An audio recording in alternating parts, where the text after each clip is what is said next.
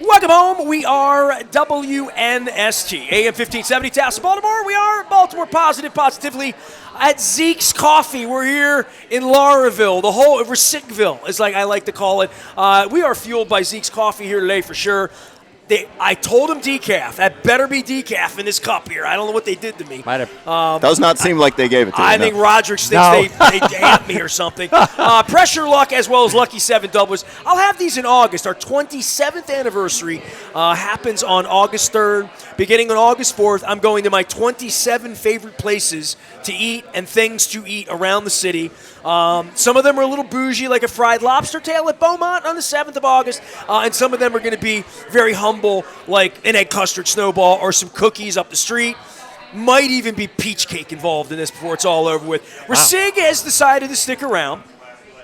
Kevin Kallaugher, Cal, political cartoonist, deposed. I just like saying that because it sounds like an overthrow from a government. And we have an overthrow by the government. It is indirectly. Ricig, I'm going to have you introduce your offspring, who is an unwilling contestant on the program. Your other kid's been on. Your other kid, Tup has been on. Tup has been on. Show. I have pictures of Tup on the set. Okay. Up at the barn. Maybe you were in it too. It was one of the anniversaries where you did an anniversary thing. It's probably my 5th anniversary, probably 1997. Okay. All right. And I know your brother's in it because he's the one who officially named me Nasty Nestor, I think. But you were a part of it, and it can be blamed on both of you. I only blame it on your brother if you want to take any acknowledgement of the story, because Cal is like, Nasty Nestor, well, I didn't know this, and I only know he was Nasty Nestor. And I haven't met Cal until 20 minutes ago, and we just had our first biscuit together. Ricig I have known since 1984. February of 1984, I began in January. I say February generously because Ricig was one of the first people I met at Sports First. And the newspaper fell apart in September, but we sort of hung around with the News American for another minute and a half. And then I went to the Sun on January 6, 1986. During that period of time, I was trying to be taken seriously as a journalist and keep my gig with Jack Gibbons. We brought that up in the last segment. And there was a summer night, and I've looked up the date. It was in the late 1980s, 88 or 89. It was 89, I think. Eddie Murray had gone off to the Los Angeles Dodgers. He had played up in Veterans Stadium on a Sunday afternoon, hit like 3 home runs. You can look this up. Had like 8 RBIs.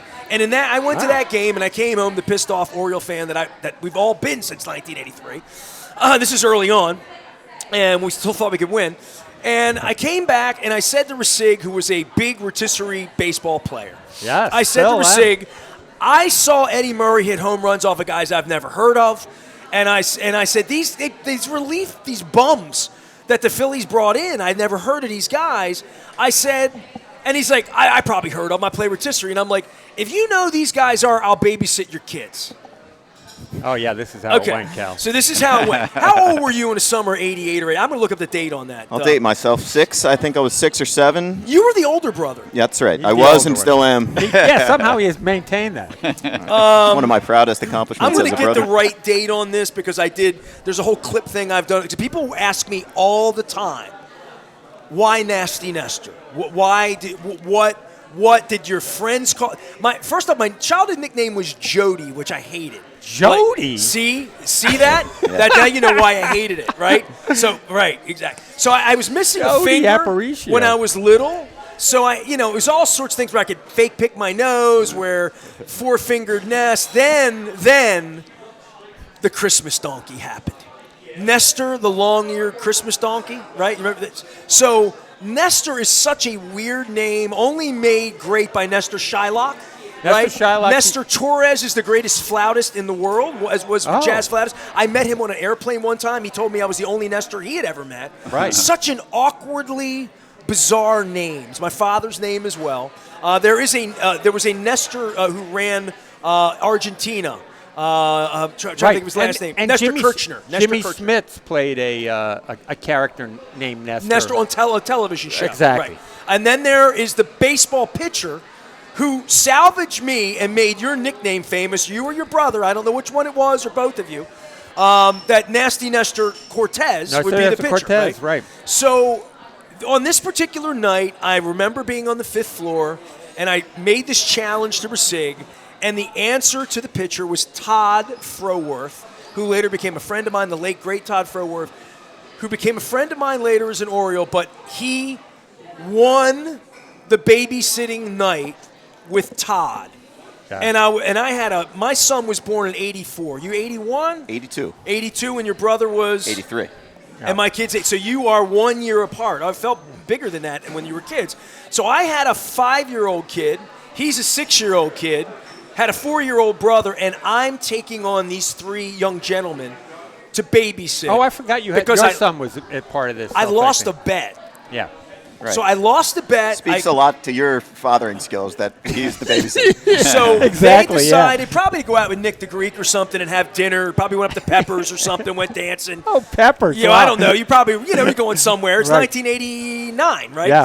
So I came over to the house that night, and Terry, who was in Africa, we're going to give some love to in a minute, had all this barbecue together, and she says, all you have to do is fire up the grill and do the barbecue, and we left the chicken on the grill. Do you want to pick the story up, or do you not remember any part of this? Very little recollection, but now that you Okay. say the chicken, I do. You botched the chicken, you burned the chicken. And I sent you to bed. Oh. I had to get you in the tub. I mean, it was a whole thing. I mean, you Oh, were like really? kids. You gave him baths? No, they had to get in the shower. Dude, they were filthy. No, I mean, like, it was like, okay, you guys you're getting cleaned up and you're going to bed. And they were pissed at me. Him and his brother. And instead of Uncle Nestor, and Uncle Buck was like a movie then and all that, they started calling me. Nasty. He's just so nasty, or you're just so nasty, I remember someone saying. So, he's just so nasty. Yeah. Yeah. Did Terry give me that name? No, Did these kids even know what nasty was when they were think- 6? I think- These are smart kids. These are accomplished kids you've had So here. Ricig. nasty. Yeah. You are so nasty is good. All right. Well, when people ask me how I became Nasty Nestor, this kid who's now 40, how are you and how is your brother? The two people ask me about the Nasty Nestor thing, and I say it's for 6 kids, and you'll always be 6 and 4 to me, right? Right. Or 8 and 6, more like that. And still, however old you were when you were babysitting us, even though I'm probably 20 years older than that now. I'm still 23 to you. Yeah, exactly. I love that. I want to be 23 to you the rest of my life. You know who else loved my boys was John Stedman. He loved Stephen Tupp. He really did. He was fascinated with my my children. Well, they were yes. such smart, well-behaved. And they Well-behaved? Listen, Okay. they channel your wife more than you. You would admit. Yes. Mannerism-wise, the way they look, the way you draw they're them. good looking, unlike their dad. They have a perma smile about them. They both smile a lot, and they can't help it. What do you say? Resting bitch face is like an internet thing, right? You have resting smile face, all of you. The way your eyes are, you always look That's just the way I draw. happy. Right, exactly. You draw us as an Asian family. No eyes. You look like a happy Yes. Finnish Inuit family at the North Pole waiting for Santa to come down on every Christmas card. That's Ricig right. draws. That's right. Cal is just laughing That because is like a great I mean, where did you come up with that visual? It's fantastic. because I've seen 41 Christmas cards of his family every year. I mean, he's drawn a dozen for me. Well, But these guys and is Nick the Inuits. Greek's in every I get one of that. them. That's you right. know? So speaking of Cal, I'll sidestep talking about myself, but I will tell a quick story about Cal, I guess it's still about me. But I was at the climbing gym in Baltimore, and a friend introduced me to. She was like, "You're gonna love this girl, Amy. She's so cool. She's so fun. You guys are gonna be best friends.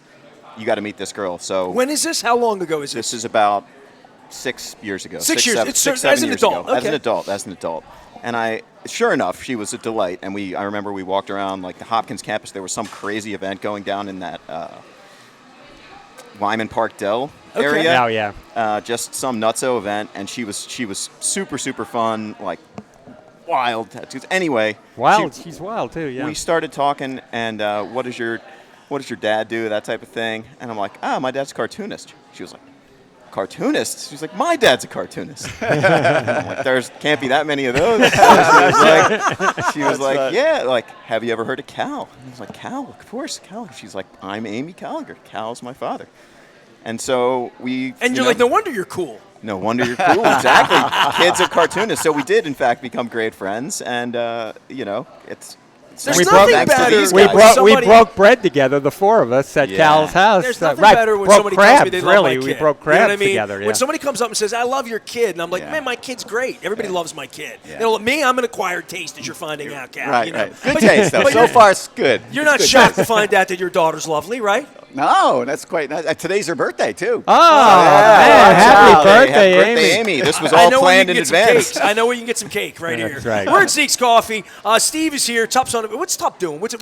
Did you name me Nasty Nestor, or did he, or did your mom put you up to it? I'll say 'Cause I did it. I haven't spoken to you in 20 years. I want to know. I'll need say to it know. was me so we can have this confrontation. My friend Doc claims it's him that named it. Oh, named it. really? Yes. That's a Ooh, different interesting. story. So, you know. Who named Nasty Nestor Cortez? I mean, like, I've never met that guy, but I'm thinking at this point, maybe this involves your other kid. I was in New York a couple weeks ago, and I thought, I'm going to go up to, like, Yankee Stadium and go into those shops, stands, and all that, and try to find some discounted Nasty Nestor gear. Oh, right, Because yeah. I feel like he's gone now, right? And Yeah. they did all those cartoons of him. I mean, he was like the mustache, the whole deal. Right, He that'd was- be a funny- He that'd be was a a fun great shirt. guy to cartoon, Yeah, right? that'd be a And- fun shirt. Yeah, so there's 100 of them. I get them on the internet, but I'm like, I want to go up and like sort of finger through, maybe find something I can't find on the internet. But Nasty Nestor, all these years later, and then my name got usurped by this guy who was a bum with the Orioles, who goes on and makes an All-Star game with Yes, the Yankees. exactly. But I loved, I love being Nasty Nestor at this point. I introduce myself now when I go up to people. They say, "What's your name?" And I say Ness. Like Cal, like Ricig, and they're like, Net. Like, if I'm at the coffee shop, she said, "What's your name?" Nestor. What? Nester. Well, that first off, that's not how it's spelled, and it's weird. And if you say rhymes with Lester or whatever, but if I said my name was Wes, like Wes Unseld or Wes Wes Moore, Parker, yeah. right? You'd say, "Oh, Wes." I'm like, Ness rhymes with Wes. Oh, okay, right. So that Nasty Nestor. Nobody ever called me Ness when I was a kid. Everybody almost calls me Ness now because I call you sort Ness, of my yeah. It's what people started calling me. Right. But the nasty thing, there's not a day of my life. Call you Ness. There's not a day of my life where I don't walk the street. I mean, I've already been called nasty at that table 2 or 3 times. I mean, it's what anybody that listens calls me. It sort of delineates between a fan and a friend to some degree. I mean, anybody's a listener will call me nasty. Anybody that knows me will call me Ness. Anybody that doesn't know me will say, "What do you want to be called?" Right? But the nasty thing has open doors and it has shut doors. Through the course of time. You're welcome, either way. Well, the real story is I went on the radio in '91, and my boss said it was such a weird thing to say. "I'm Nestor." No, you have to reset, and it just sort of you were calling me that, and my I had a wallet that said Nasty on it that may have gotten gifted to me by somebody, and it didn't even have anything to do with the alliterative part. It just said Nasty on it. Somebody gave me the wallet, and Jim Ward was my boss, and he said, "You go on the air, call yourself Nasty, you better damn well be." He was a Philadelphia sports guy, you know what I mean? And he wanted you to be He wanted me to throw nasty. punches, Yeah, and, like right. that. And I'm like, nah, it's more like the Janet Jackson song. Nasty, nasty boy. It just gave me, it was like a little bit of a, Nasty was like, Like the Nasty Boys for the pitchers. Pistons. No, the Pistons. Weren't they were the bad boys. Oh, they were the bad boys. The Nasty They were the Boys bad was boys, Rob Dibble, Yes, that's right. Cincinnati Reds guys, right? Dibble and, yeah. So there was a part of it that was like sort of a street term that was sort of like, oh, he's nasty, he's fresh, he's cool. It wasn't like being a bad human. Right. Which is how I intended it at the time when I was a kid. Yes, exactly. But that that made was you just take a bath because and of go to bed. That's right. Yes, That's right. I think I Exactly. ordered them pizza. They did not go to Right. bed starved. We burned the chicken. It was a long story. So I took it on the Yes, air, and then people come up to me every day with some weird story, but this is the wildest one. Last Saturday, I'm at Costas, and Paul Manna, who does the Trifecta Food Festival and the concerts and all that stuff, he's a big concert promoter. He says his wife said to me, "My mother had a picture of you on her refrigerator." And it was the nasty in my glasses that was like a shot that Baltimore Magazine had done. I said, "How did that happen?" She was a big band listener in 1992, 93, 94. And Band? big band at WITH where Okay. I got my start. Right. And I was on screaming Nasty Nestor Oh, stuff. okay. And the Nasty theme song. Do you remember the Nasty theme song? The No. Kwame? Do you want Oh, right, yes. Kwame is the artist, is going into the Hip Hop Hall of Fame this month, and I think I'm getting him on the show. And he's the Nice. artist of the Nasty theme song, Nastee, and he played in Druid Hall Park last week. Wow, that's He did a very Baltimore cool. thing. He's a Philadelphia rapper. Now I can't So get I'm giving your, you the whole your dumb nasty theme song out of my story. head. That You know? theme song was very good. But Very people catchy. always ask me about the genesis of that. Why did you call yourself Nasty Nestor? I'm like, I didn't call me that. Right. You called me. Like any true good nickname, you can't give it to yourself. You have to earn Exactly. it. that's Exactly. right. Great And then point. it just took off. So there we have it. How did Cal become Cal? Well, so my last name is Kallaugher, but what happened was when I was in high school, I went to a high school in Connecticut. That's where I grew up. And my brother's 3 years older. He's a senior. I come in as a freshman. And my brother's name was Cal. Everybody called him Cal, short for Kallaugher. But when I came in as a freshman, I was Little Cal. So for the first 3 years, I was Little Cal. Little Cal. Little Cal. But when he left, I became Cal. And then it was a lot more fun when I started doing cartoons, which I did do in high school. Then I could sign them Cal. And that was, in those days, that's Were what they Well, you had the hat, were they right? editorial cartoons in high school too, or was it kind of a strip or? It was kind of a little bit of both. I mean, because it was commentary about your high school, right? Yes, that right, kind yeah. of stuff, right? Was going on. But I remember one of the first cartoons I did got me in really big trouble and kind of prepped me a little bit for the career that I'm in. Right. But actually, I'm going to back up even early in fifth grade.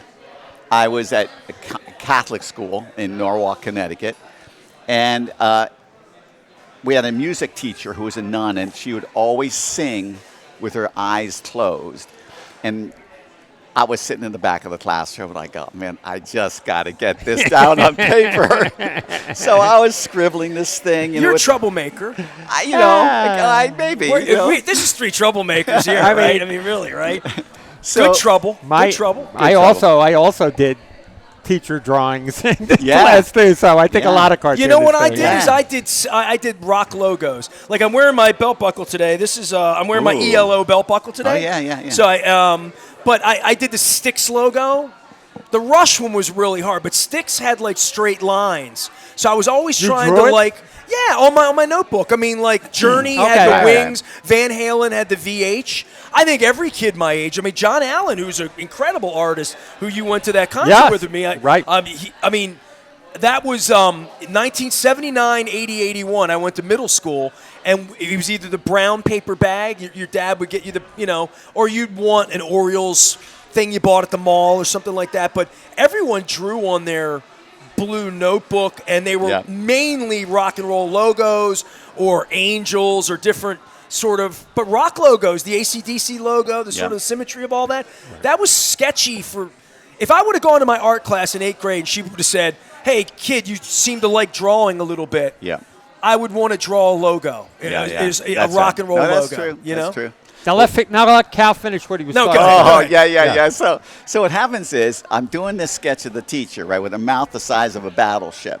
And it's for me, right? But the girl next to me sees this thing. She picks it up, has a little giggle, passes it to the kid next to her, and the cartoon starts going around the classroom. And, you're 12 years old, and the affirmation from your kids, this is like, great, oh man, this is awesome, until the teacher gets a hold of the cartoon, the right. nun. And she takes me by the ear down to the boys' room, Man. makes me take a bite out of a bar of soap. Man, this is right out of the this is- Christmas story. Yeah. It really is, Cal. And he says, don't you ever draw another one like that? And I've been doing them ever since. Right. Right? Exactly. Well, Yeah. I guess the reason I even brought up is we've all scribbled in Yeah. school, right? Whether it was notes or this but to have the aptitude to be a cartoonist, I mean, it's an audacious thought, right? Yes. At that point, Yes. to think that your art was going to be in a newspaper or that would be a line of work. It is. It's like And- being a radio disc person. Like, it didn't feel like a job to me that when you went to school, right? Yeah. And So all- were you like a Mad Magazine guy too? Yeah, I growing up? enjoyed Mad Magazine. One of the curious things about all cartoonists is that there's no school for cartooning.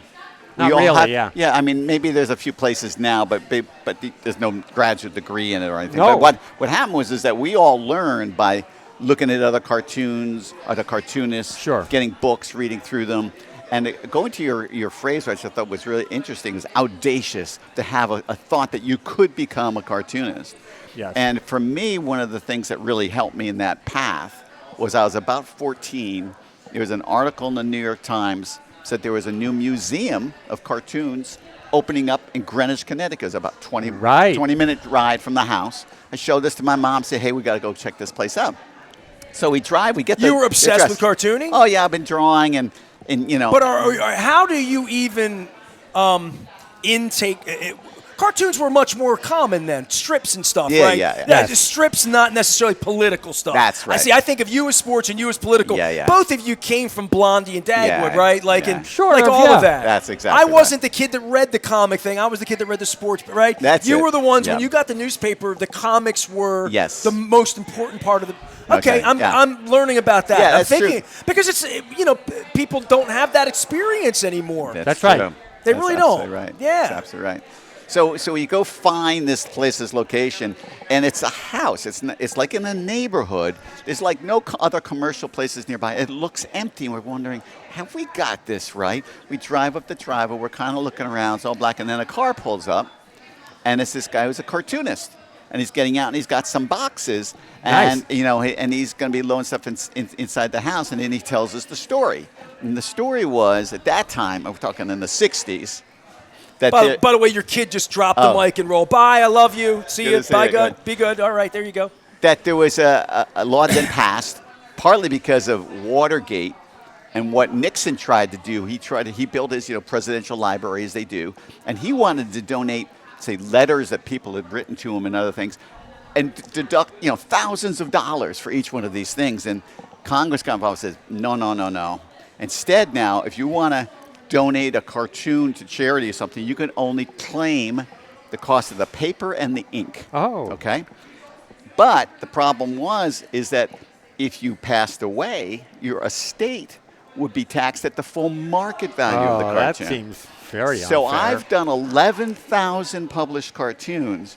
11,000. Wow. I thought I had a lot, Cal. That is a lot. You multiply that, let's just pick a number, by 200 or 400 per cartoon, and sure. suddenly the money gets serious. And those days, the estate tax was low threshold. So cartoonists were going to be, if they died, they were going to leave their family with this huge tax bill.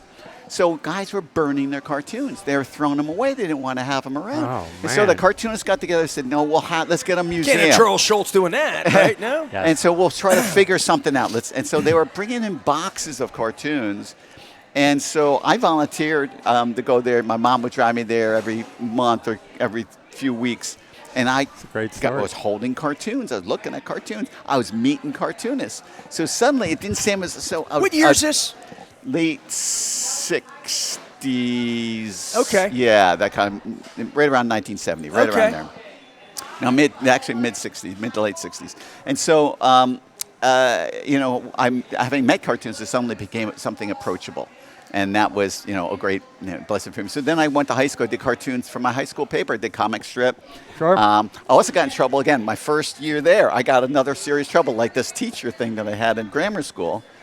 The newspaper, the editor was a friend of my brother's. He was a senior. I was a freshman. He knew I draw. He said, hey, come and draw some cartoons for us. I said, great. We're doing this story comparing our school to a pond for frogs. So everybody starts off as tadpoles, and then over 4 years, they become a big frog. And so I was drawing all these different things. But at the end, on the back page, I decided, and they thought it was okay, that I would do a cartoon of the Dean of Men, who was like the head enforcer, who was a priest by the name of Father Devi. You're about to kick it power. And he Kicking was, power. and Wow. I drew him as the Dean of Frogs. Oh, and he boy. looked like a frog. And big jutting out teeth, and big overlapping lip. He did not like your portrayal God. of his image. Not only he didn't like it, they had like faculty meetings to decide whether they should shut down the paper. I mean, it was just like, freedom of expression. Shall we let the kids do this? This is an insult. It'll undermine authority. Blah, blah, blah. All of this stuff. And I'm like a freshman. I'm thinking, fuck, they're going to throw me out of school. Yes, here. right. Right? Yes. So that The first of many times you were intimidated, right? So I have one Yeah. I can throw in here too. So this is now working for the Courier Express in Buffalo, my Oh, yeah. first newspaper job. And I had a friend who went to Canisius College, and their arch rival was St. Bonaventure College. And they had a phrase there that was Buck Fana, which was flip it, it's F Bana. Oh. That was their That was their word, yeah. And so it was a word that was out there. And Late 70s here. This is late 70s, Okay, yeah. all right. Well, era is important for all of yeah, this, right? right. It's the context and of all so of it. I slipped this word, F- Buck Fana, Buck Fana. which is like a nonsense word, but Right. it had meaning to Canisius fans Yeah. and to a lot of fans. I slipped it into a cartoon one time and got away with it, except for that the editor found out about what it meant. Somebody called up and said, hey, we know what that means, and it's not for a newspaper. And so the editor calls me in and says, you will never use that word again in our newspaper or you will be fired. And I was like, I'm a bachelor at this point. I'm not a married person with kids. So my whole thing is cartoon thing. Right. I got to get away with this. So I found 35 different ways to slip Buck Fana into the newspaper going forward until that paper folded, that is including fantastic. here's one that I did. I had an art it was like an artscape type of drawing that they asked me Busy. to do, and I had all the different art booths numbered, and there was. If you connected the dots in it with a big red marker, it spelled Buck Fana across the entire newspaper, and nobody caught it except great. for one sports guy who said it, and I said, dude, you got to be quiet about that. Like, Yeah, don't say anything. right, But on right. the last day of the paper, they had a party, and This is twisted, right? You're doing something that only this you is- can know But about. Cal knows this. Like, he know. knows he's the same as me. I know. We like slipping stuff in. Yeah. And so Oh, I do it all the time, and mine Right, are of words, course. and they either mean something to somebody or they don't. So on that last day at the party, I was asked to be a speaker, and I brought out all the different ways I had slipped Buck Fana. I had every newspaper. I was on TV one day, and they did a promo photo of me, and I slipped Buck Fana into the background of the photo. I found all Yeah. kinds of ways to Yeah. slip it in, Yeah. but I revealed them all at that party. So yeah, it was. Bravo. Oh, man, that must have been a Bravo. big night when the reveal party. Oh, it was really funny, and my editor was very mad at me for, because I Yeah. defied him, basically, but it didn't matter. The paper Well, had folded. but hold on, man. I defied him. Let's go back to this. Kevin Kallaugher's here and Ricig is here. We're at Zeke's Coffee. We're and look here. Here's some Cal art right here, That's everyone. beer. That is beer that Cal I know does. Steve Demchuk. I know all about This is the best. Raven beer, and this is Yeah, Cal's. it's delicious. It's and delicious, made locally, yeah. just like the coffee here at Zeke's Coffee. I didn't even meet you off the air. I met you here. And one of the first things you said to me, and literally, I go back about an hour ago, was first thing you learn here is you're going to piss somebody off, you know? yeah. And then what you do with that once you piss somebody off. Yeah. I never thought, like in my show, in my line of work, that it would be that I would get nearly the kind of hate. And it speaks to what Dan talked about a little bit, too, being modern, right? Used to be phone calls. You could call and debate with me. I can't imagine a world taking phone calls right now because to some degree you make it for the audience. And I know Dan sort of bristled when I said you're not writing for the audience. You really aren't. You're writing what you think needs to be said. Yes. And not worrying about who reads it. They're reading your truth. And I even put up a thing the other day about my truth, and somebody wants to argue your truth, the truth. No, that my truth is what my cartoon is, what my words are, what we say, and then the implicit meaning behind it and the thought put behind being creative and not just spouting out on the radio in real time like I do. You guys go into a think tank with yourself, Yeah. and like any writer would before you write something. Mine's much more sort of immediate in this way. But when you start to put that together and start to think through panels, or is it one piece? How mean do I want to be? Is that racist, sexist, unfair? Whatever. Is that off the top rope? Is that going to cost me my job? Or at least cost you the chance to get your message into the paper that day, because you will still want to get your message across, and if it's going to get shot down because of one little thing that you put in there that's distasteful or whatever, or that the editor is going to object to. So you're your own editor is what it is. Yeah, I think the key term that I use is whether you can have an effective cartoon. So what does that mean, effective? It means that you want to get your point across. That's the number one priority.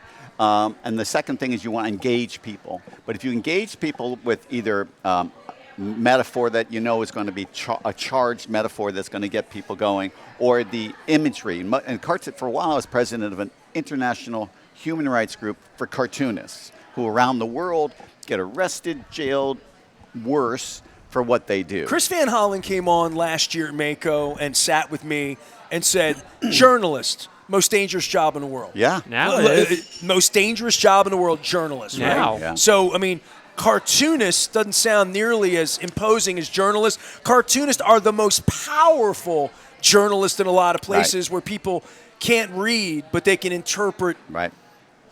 You know, literally the first thing we ever learned to do was draw stick figures, right? That's right. Like, That's right. That's a different language that you speak in, right? Absolutely. And plus, the caricature is a real key component to that, because any person who's powerful understands this. If there's a person who can take their face apart, their most valuable, prized possession, and then reassemble it under their control, and then them having power and wanting to control everything around, that is a dangerous person. And so they will go for those people first.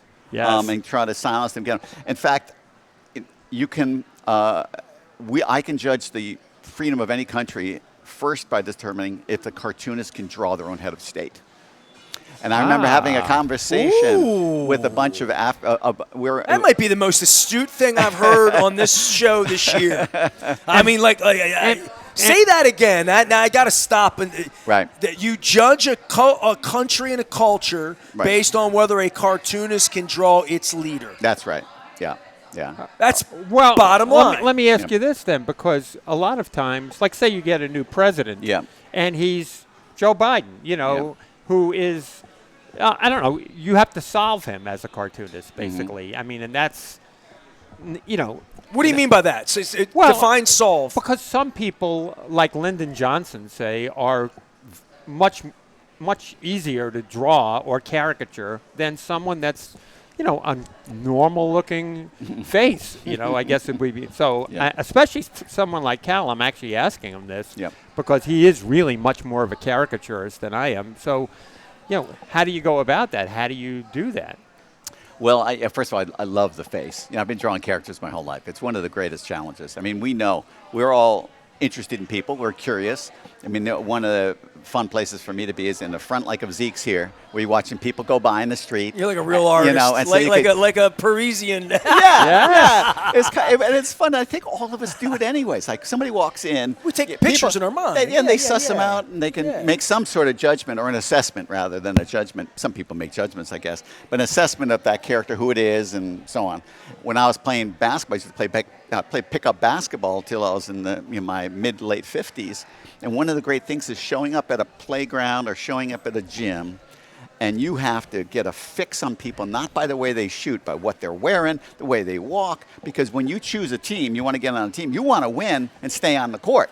Yes. So you're only going to pick the 4 or 5 guys that you want to have on your team, and so you judge that person. I'm not so sure about that one. Okay, and then you might see if they shoot, whether they got it, and so on. So again, it's very simple judgments and assessments. So faces, of course, are the most potent thing for expression for any individual. And so the eyes are really Judge tremendous. man by his eyes, I was going to say. Eyes are cool, but it's, what the most important part is? The shape of your head. And it's the reason why from a distance we can recognize somebody, or from behind, is because the shape of the head. So you start there, get that shape right. Ricig's nodding his head like, yeah, man, it's like fun talking to a cartoonist. I can remember faces and I can never remember names. But go ahead. Yeah, that's right. Exactly right. And I'm the exact same. So then you go inside that structure of the face that you've established and trying to find the inner shapes that are distinct to that individual, where the cheekbones are, The eyes are shapes, but some eyes are big, some eyes are small. Where do they go? How close together? How far apart? Ears, they're a shape. They affect the overall shape. The ears go big. Do they go small? Do they make them not even there? Donald Trump doesn't have any ears from what I can see, because you never see him. You don't even think about his ears. I saw one get shot off, allegedly.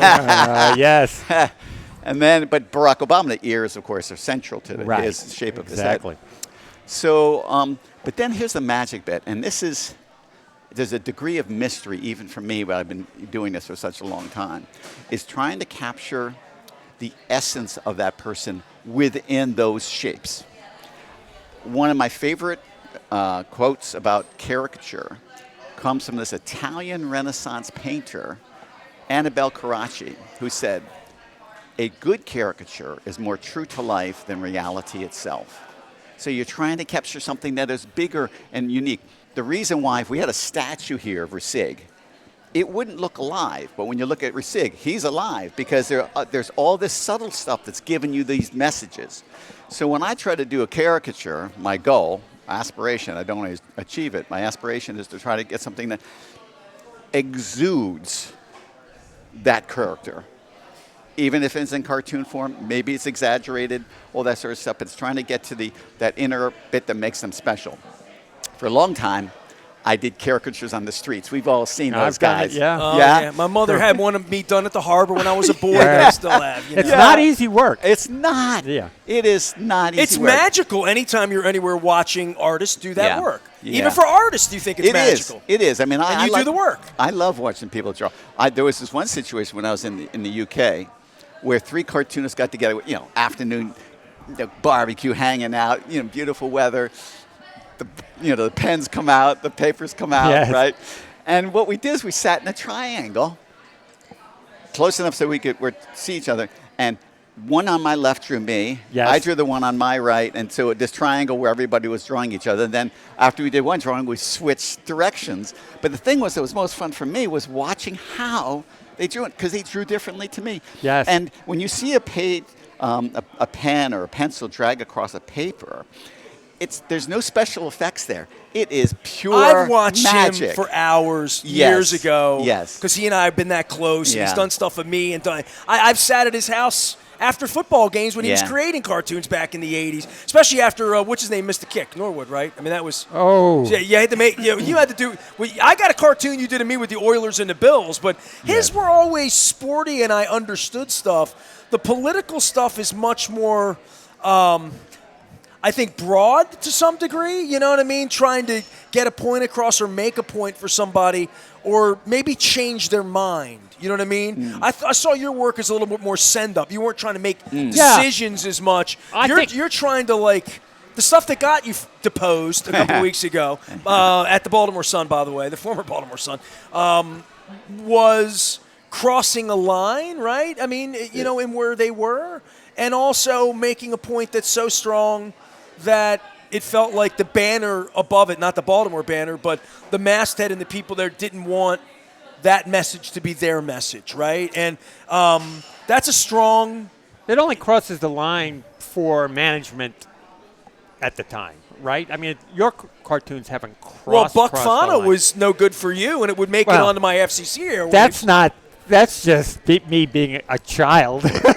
No, I think that was Cal's also to is some actually degree work, where he's putting it out there and getting his message out. And most people, or most normal thinking people, would not find it over the, Well, I think it's one crossing thing a to line. shut you down because you're Kim Jong-un in North Korea. It's a different thing for your publisher to want to shut you down in Buffalo because it was going to cost them subscribers or have phone calls. It's going to make my phone ring. Legal's going to call. Yeah, right? I so think so that whatever maybe, those yeah. challenges are, and I've Right. had those challenges about what Right. goes out on this airwaves, Right. about what I'm willing to have your back on and what I'm not willing to have your back on. Right. And I've been sued and all of that too, Yeah. that there is a point where whatever happened to you, maybe we lead to that now because, honestly, you've said the mouthful in saying, my work's going to piss people off. You acknowledge that in the beginning, and then if I can't draw a leader of the state, and then we get to Colbert, right? I mean, and where we are, and I own an FCC license here. Right. Hey, man, we're in a different level of being muted, being censored, not even being censored, being shut down, being intimidated, being purged, being thrown out of the Ravens clubhouse when they have sexual predators in there and not being allowed to ask questions anymore. That the media, as Dan pointed out, has been vilified to the point where, F that cartoonist. He made fun of my president. Oh, F sure. him. He needs to be fired.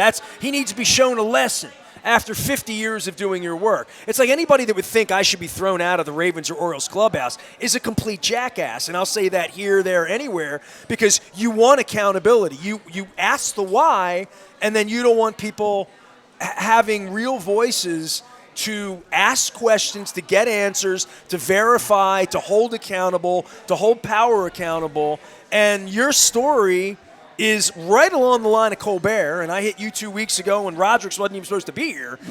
Dan was supposed to be with me at Di Pasquale, so it wasn't even a setup. But I kept calling him deposed. He's like, I quit. It wasn't deposed.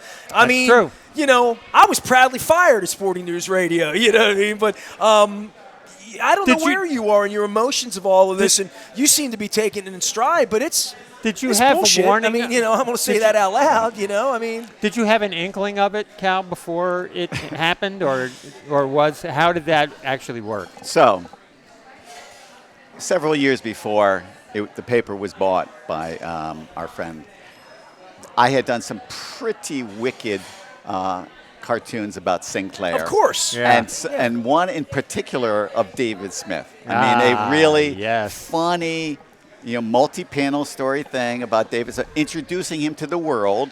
You don't know my name, you don't know my face, but you're about to hear my voice, which is through all these stations around the country where he was forcing all the people to spout out conservative perspectives. So I did this. I mean, it's That's one not of my an allegation. That's a fact. It's a fact. It was one of my favorite cartoons, right? And then, and so the second he bought it, I said, I'm toast. I'm toast. I mean, if I get one more week here, that would be amazing. It's like me on Twitter. When the Nazi bought Twitter, my first word of my description was journalist. I was off of Twitter within 10 days. Wow. And there was no, literally, and if I say that out loud, people think that's outright. I've had businesses say, what did you do to get thrown off of Twitter? It said journalist. And that's the first thing that he went into purge. Right. Yeah. And if there's any doubt 3 years later that cat did that, Right. he absolutely did that. There were all sorts of journalists that. I had no power to fight back. I had no Baltimore Sun in front of me or BAL in front of me. Yeah. I inquired to Twitter, and they said, we've decided you don't cut the standards of being on Twitter anymore, and they threw me and my 10,000 just threw me off. Yeah. So I mean, in your case, you made it a year and a half. Oh yeah, a year and a bit, years. and going into my reflection upon the whole thing, and part of the reason why I feel good where I am with this is that I came over in 1988. The Baltimore Sun took me and my family from England to come here to Baltimore. I got to introduce to Baltimore, raise my family here in Baltimore. What a wonderful experience it was, and it was a gift that the Baltimore Sun gave to me. Then I've had so many great experiences, met all sorts of interesting people. I've done award-winning cartoons. I've great resume build-up. But I also saw over the course of the past 2 decades the kind of the shrinking of not only the Baltimore Sun but newspapers around the country. That there would be an end. And you had to kind of be prepared for that. Fortunately, the Economist is great, and I feel that I have a safe place there. But also, now that I'm Substack, which is, this ability to have your own basic publishing place, where people come in, you can go to visit see all of my cartoons. I'm doing original cartoon, finishing cartoon today. This is going to go on. The cartoon that would have been in the Baltimore Sun is going to be on the Cal Draws a Line Substack, and you can see my cartoons. You shifted your brand. Yeah, I shifted the brand like you've done so many times, right? 3-4 times. Yeah. But what I love about Substack is that the creator owns the copyright. They own everything. They own the list of people that subscribe. It's not some social media company that's going to take it and then affect the algorithm, who gets to see this and all that sort of stuff. And so I suspect if we're looking as things go forward on the nature of information, where there's going to be so much unreliable information, so much so that the more the AI gets out there, when you can't believe anything that you read on the internet, the thing about something like Substack is that these are real people producing real content, and people will gravitate in that direction. Dan is on it too, right? Dan also. Yeah. And I'm blown away at just where the country's gone. I mean, I'm as a Hispanic who thought he was white when he was a kid, I'm blown away by all of it and the purge of media and where all of that's going. But the possibilities for moving a voice and what will be trusted. I said back in 18 and 19, one of the reasons I built Baltimore Positive at heart was I was going to run for mayor. That's first thing. Everybody knows that. Right. But what I thought at that point when I decided to do Baltimore Positive in the summer 2020, Trump's still president, we're all wearing masks, at some point, people are going to have to come back to something they trust. And something that's not bought off, and somebody that's not going to bullshit them, somebody that's not going to kowtow to. You can't say that about David Rubenstein because they're in last place, or you can't speak your truth, my truth, right? That I still think at the end of all of this, I still believe, like Dan spoke about these ICE agents and moral responsibility for their actions, and the more we move toward this sort of weirdly Nazi thing that's going on around here at this point, including Colbert, including you, including the people that own the Sun, that the Sun becomes a shell and people are going to look for another place for trust. Yes. I mean, I saw the banner. I got served an ad from the banner yesterday by some dude that looks like he's in, getting money, literally begging for donations. So that we're the day after NPR got cut, right?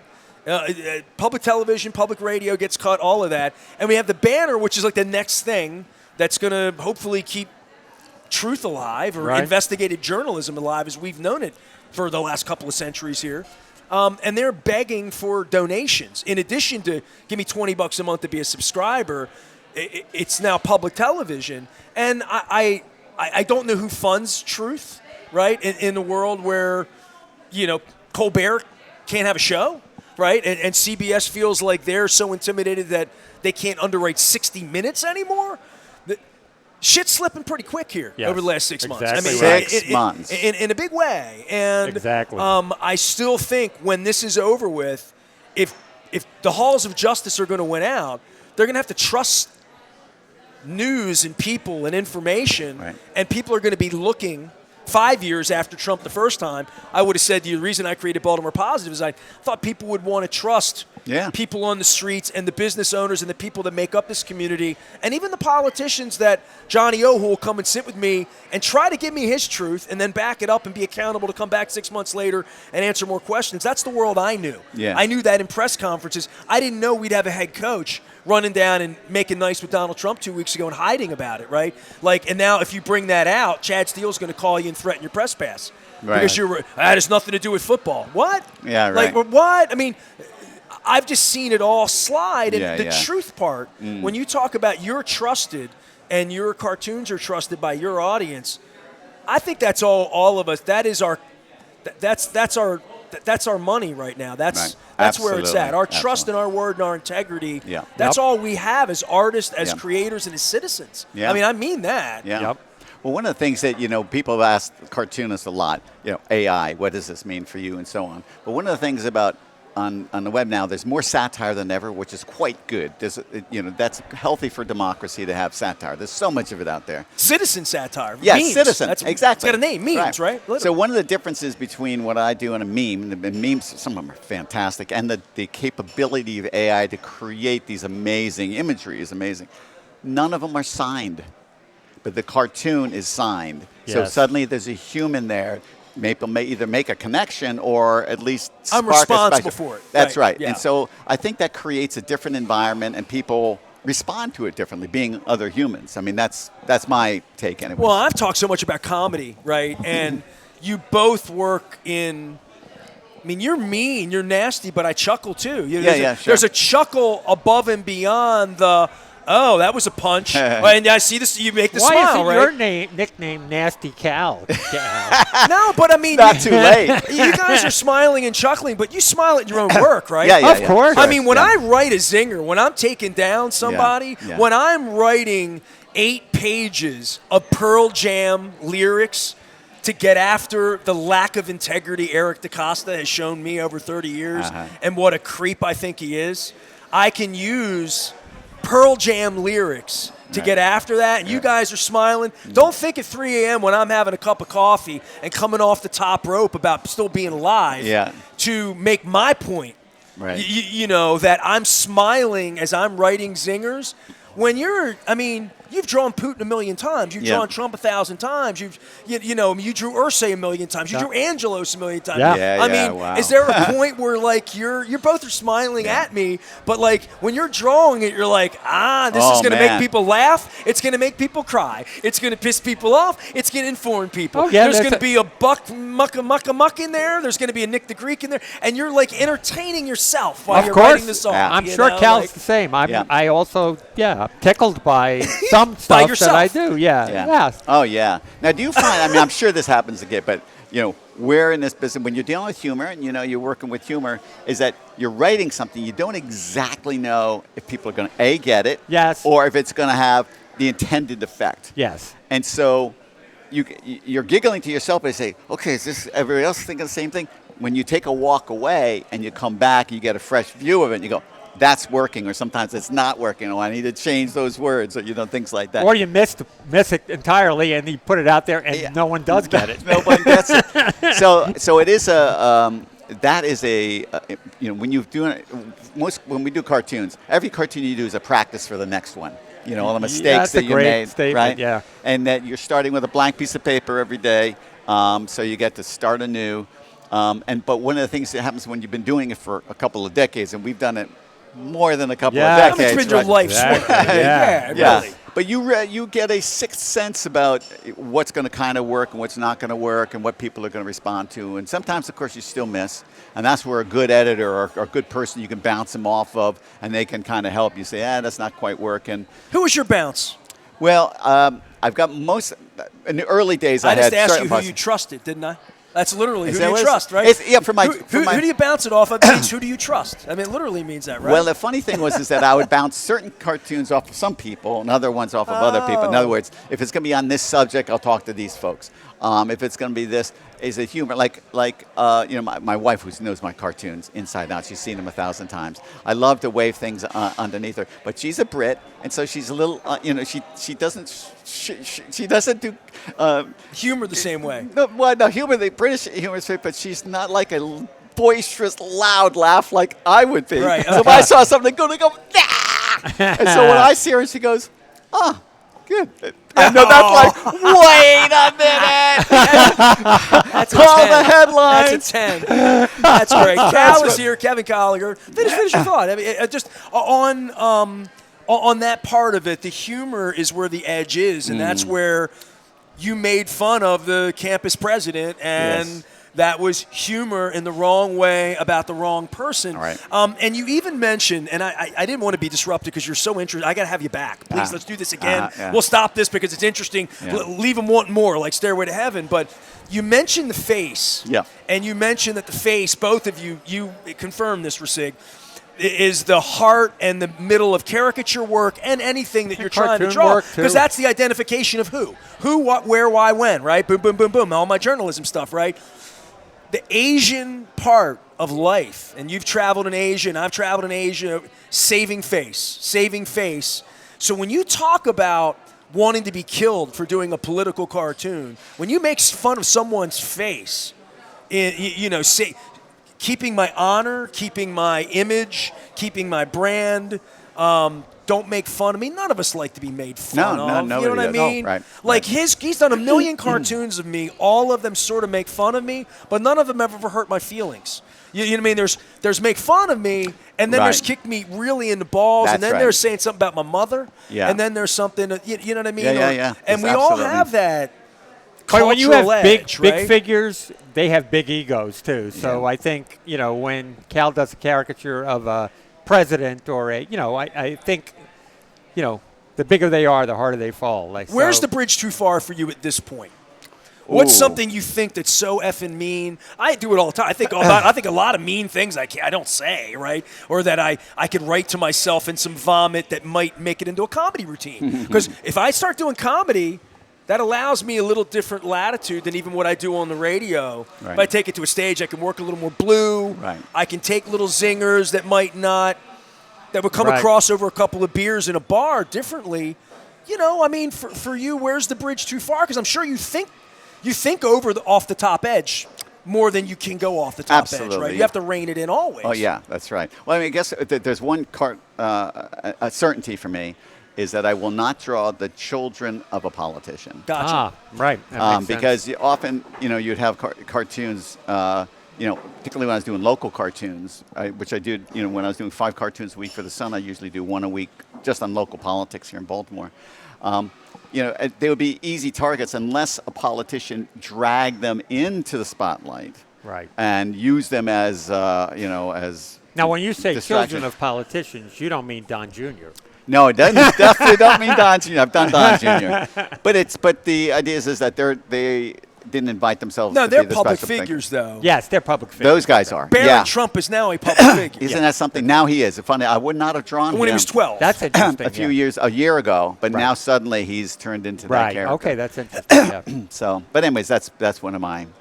And then everything else is that you have to reflect and think.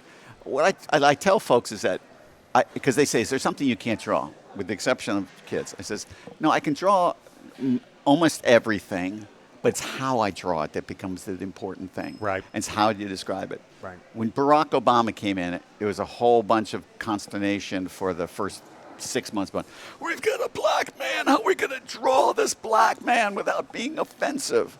And I was looking at it partly because I really take great care in my caricatures. I really like to get more detail in them than many of the people who do very simple versions.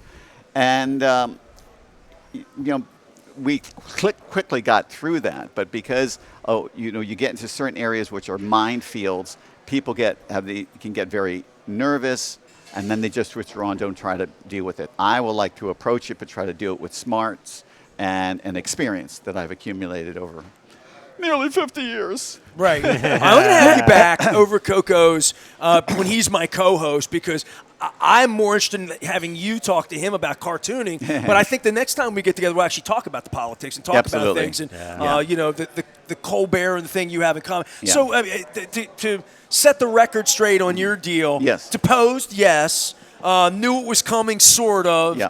and had a plan anyway, and there was an inevitability Yes. to the end of it. Yeah, absolutely. And boy, did I have a great run. I mean, I produced so many great cartoons, but the whole business is in bad shape. The cartooning business is in dire shape, and that'll be something else to talk about the next time. Absolutely. All right, let's do that. Ricig, you got any parting questions for Cal? I just, it's so fun to be here with Cal. Do you know each other well or no? I mean, a we little bit. know each other At the office. The Okay. most contact I've had with Cal was at that dinner, but I've always been a huge fan of his. When I told him And- you were coming, he was like, "Oh my God, look!" Yeah. But I want to say, the reason I love Cal for his cartoons, but I love Cal for Cal. You know what I mean? You've learned it now. He's one of the great guys in the world. The first thing he said to me when he had a whole sandwich there and we sat down was, "I can't believe I've never met you and you've never met me." And I'm like, I really, because we were in the same newsroom. I was there in 88, 89, Yeah. 5th floor, Calvert Yeah. Street. I knew the whole way around. And I got called to Jack Lemon's office. But, I knew all the Evening Sun guys. John Camejo,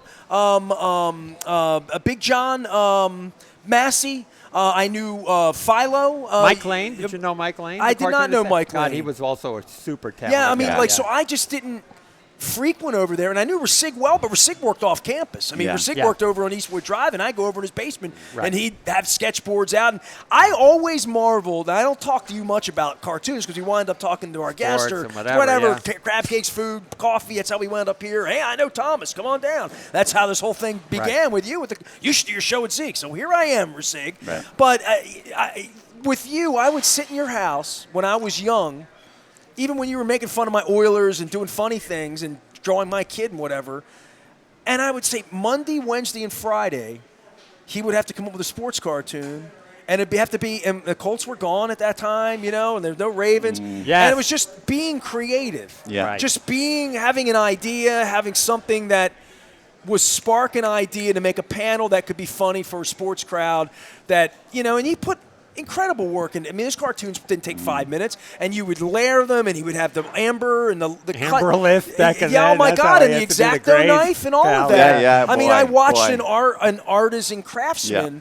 I mean, if you had to do the tan suit back in the old days, you would have needed some amber lift. That's there. right. So, Mike Ricigliano is Ricig. He's the guy in the little hat. Usually Nick the Greek somewhere in the cartoon as well. Follow him out on it. What do you do daily I mean, funnies? just and you do? I'm really basically retired, but I mean, I'm on He's a Facebook. whack job on the internet. I'm on drawing Facebook. stuff. I do my trivia on there. There's a lot of cartoons that accompany that, so that's it. That's where I am. Kevin Occasional- Kallaugher's on Substack. Yeah, right? man. So it's Caltoons Uh-huh. with a K, Caltoons like cartoons.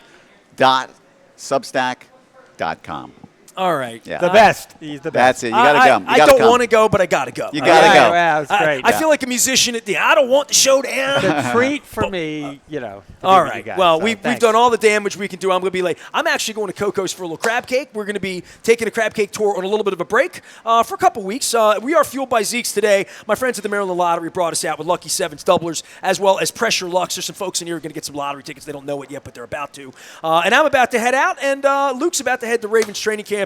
All of it brought to you by our friends at Curio Wellness and the Maryland Lottery as I do 27 of my favorite things to eat in 27 days. And the good part is we can all afford them all. Yeah. They're all kind of under $20. Is that fair? No, I like that. I think so, yeah. Yeah, I mean, and there are going to be 27 different businesses. Where I'm sitting here right now in Zeke's Coffee, there are 4 businesses within 2 miles that are places you go in all the time. Right. That have my favorite things. And I don't promote them all the time. My favorite cookies are right up there. My favorite peach cake's right over there. My favorite pit beef is right over there. My favorite coconut shrimp is right over there. Yes. So I have places I'm And going. Cafe Complete, did you ever get over there? No, that's Sorry you didn't. It's gone.